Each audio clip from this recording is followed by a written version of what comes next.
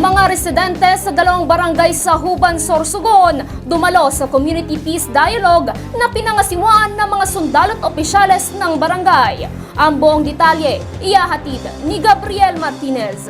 Dalawang barangay sa Huban, Sorsogon kabilang ang Barangay Tinago at Karuhayon ang naging kalahok sa Community Peace Dialogue ng 22nd Infantry Battalion na nagsimula noong Agosto 22 hanggang 23. Maliban sa mga sundalo, pinangunahan din ng opisyales ng barangay ang pagtitipon sa 40 partisipanteng nakilahok sa nasabing dialogo. Binigyang diin sa talakayan ang RA 10168 o ang Terrorism Financing Prevention and Suppression Act of 2012.